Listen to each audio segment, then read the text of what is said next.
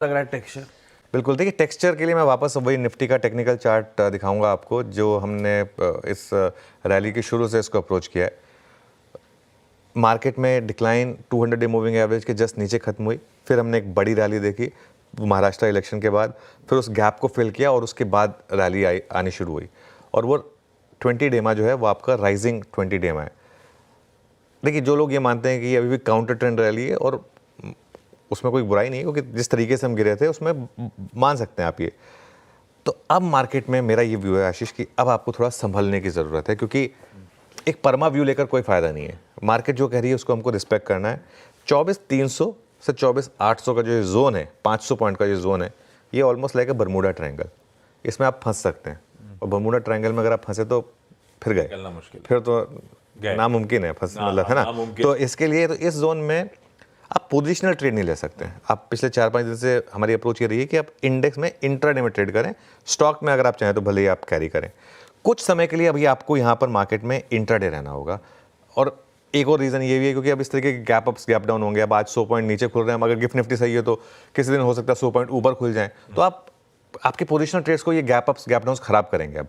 तो इसलिए मेरा ये मानना है कि अब कुछ टाइम के लिए ओवरनाइट ट्रेडिंग रिस्क से बचें, इंट्राडे में ट्रेड करें, क्योंकि इंट्राडे में आप टाइट स्टॉप लॉस लगा पाएंगे। यहाँ पर एक दो चीज़ें, एक तो एफएमसीजी सेक्टर ने फिर मूड खराब करना शुरू किया है। कल भी देखिए आप किस तरीके से निफ्टी एफएमसीजी डे लो पर जाकर बंद हुआ था, कहाँ से, और इस स्क्रीन पर गिरा पूरा। ऐसा नहीं है कि गैप डाउन हुआ, ये खुला फ्लैट या ग्रीन में, उसके बाद इंट्राडे में पूरा नीचे आया।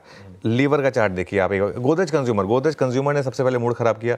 वो आके पहले ही वार्न कर दिया उन्होंने कि नहीं, हमारा आप बहुत ज़्यादा एक्सपेक्ट ना करें हमसे, लगातार वो स्टॉक गिर रहा है। कल का लीवर का चार्ट देखें, क्योंकि सिर्फ गोदरेज कंज्यूमर तक मामला ठीक था, लेकिन कल एचयूएल डे लो पर बंद हुआ और काफ़ी बड़ी गिरावट के साथ बंद हुआ। 52 वीक लो से सिर्फ 6% दूर रह गया। तो ये अब मेरा मानना ये है कि अब ये मार्केट वापस एक प्रिपेयर कर रहा है कि Q3 भी ख़राब होगा। इनफैक्ट बहुत लोगों का तो ये मानना है कि Q3 शायद Q2 से भी ख़राब होगा, क्योंकि वो जो ग्रीन शूट्स के साइंस वगैरह वो दिसंबर एंड से ही विजिबल होंगे। तो रिकवरी शायद Q4 और Q1 में आएगी। तो इसके लिए अब आप क्या करें, अब एक तो आप अप्रोच ये रखें कि अब इस समय सिर्फ स्ट्रॉन्ग सेक्टर्स के साथ रहें। देखिए, कोई ज़रूरत नहीं है बॉटम फिशिंग करने की एफएमसीजी जैसे सेक्टर्स में, ऑटोज़ में, ये सब सेक्टर्स में। आईटी लगातार इसकी बात हुई है, कल भी देखिए आईटी ने क्या शानदार मोमेंटम दिखाया, और अभी भी एक ऐसा सेक्टर हो सकता है आज आईटी पे भी गिरावट आ जाए, लेकिन ग्लोबल क्यूज खराब है तो आज आईटी भी हो सकता है गिर जाए। लेकिन ये वो सेक्टर होंगे जहाँ पर आपको लोअर लेवल पर मौके मिलेंगे, और अगर गिर भी गए तो आपके प्राइस से तो ये स्टॉक्स अभी भी काफ़ी ऊपर होंगे।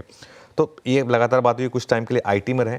लेकिन आज का सबसे बड़ा फैक्टर होगा बैंक निफ्टी, क्योंकि अगर बैंक निफ्टी आज इस पॉजिटिव इन्फ्लेशन पर नहीं रिएक्ट किया, और अगर बैंक निफ्टी 2 दिन से डे लो पर बंद हो रहा है, इस पूरे के पूरे जो स्विंग रही है हमारी, 1 महीने का चार्ट रख दीजिए बैंक निफ्टी का, इस पूरी की पूरी स्विंग में पहली बार बैंक निफ्टी ने आपको नेगेटिविटी के साइन दिए। देखिए किस तरीके का बैंक निफ्टी रहा है, बहुत स्ट्रांग रहा है। पहली बार बैंक निफ्टी ने कल कमजोरी के साइन दिए हैं। अगर बैंक निफ्टी यहाँ पर 52,500 52,400 के नीचे फिसल कर बंद हुआ तो बैंक निफ्टी का टेक्सचर बदलेगा। अब तक बैंक निफ्टी का टेक्सचर हमारा क्या रहा है, बाय ऑन डिप्स का, लेकिन ये कल जिस तरीके से हुआ, थोड़ा सा कल और परसों थोड़े से साइन दे रहा है नर्वसनेस के, तो थोड़ा सा संभल कर चलने की जरूरत है मार्केट में। थोड़ा सा